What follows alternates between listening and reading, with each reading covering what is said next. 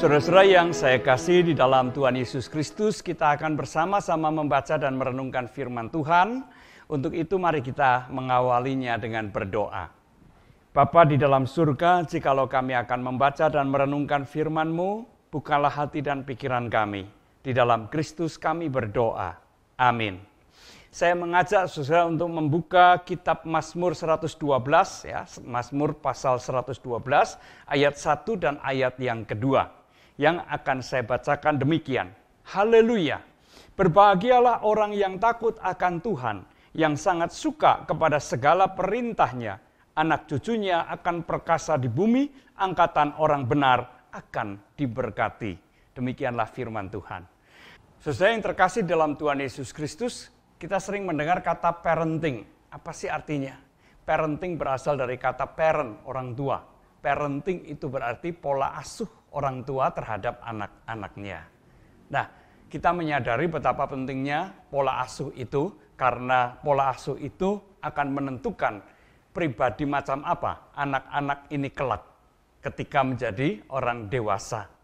Saudara yang terkasih dalam Tuhan Yesus Kristus, para ahli pendidikan maupun juga konselor keluarga atau para pakar ilmu jiwa mengatakan bahwa pertumbuhan kepribadian seseorang itu seperti pertumbuhan kulit bawang merah. Ya, kita tahu bahwa bawang merah itu terdiri dari lapisan demi lapisan kulit. Ya. Dan pada lapisan yang paling dalam itu terdapat intinya atau tunasnya. Ya.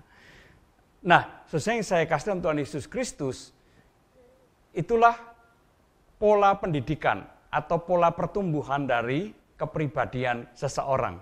Dan itu ditentukan sejak anak itu masih berusia dini.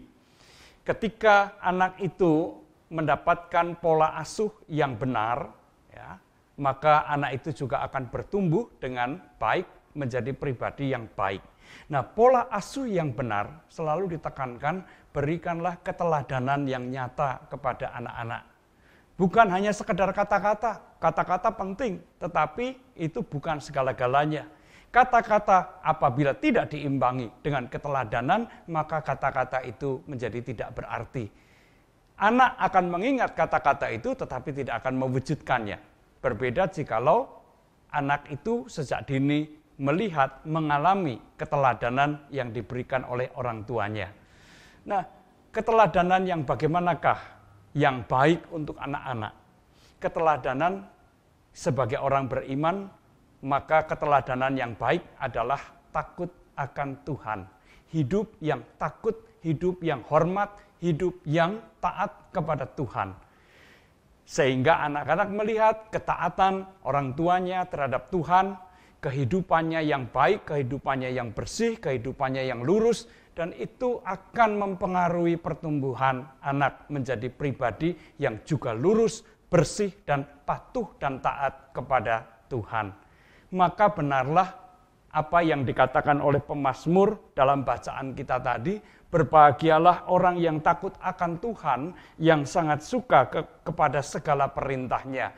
Anak cucunya akan perkasa di bumi, angkatan orang benar akan diberkati. Bukankah anak itu akan menjadi pribadi yang baik, dan pribadi yang baik itu yang akan memiliki masa depan yang baik. Kalau anak kita tumbuh menjadi pribadi yang ugal-ugalan, yang tidak bisa dipercaya, penipu, dan menghalalkan segala cara, maka anak kita sebenarnya sedang berjalan menuju kepada kehancurannya. Tetapi jikalau anak kita adalah seorang pribadi yang sungguh bertanggung jawab, tidak berjiwa penipu, apa yang dinyatakan adalah kebenaran, hidupnya bersih, taat kepada Allah, maka sungguh orang semacam inilah yang memiliki masa depan yang baik. Sehingga apa yang dikatakan oleh pemazmur itu merupakan suatu kebenaran. Mari kita membangun pola asuh yang baik dan benar, supaya anak-anak kita juga bertumbuh menjadi pribadi yang baik, yang memuliakan Tuhan, yang dihormati oleh sesamanya, dan ia akan mendapatkan masa depan yang baik. Tuhan memberkati kita semua. Amin. Mari kita berdoa.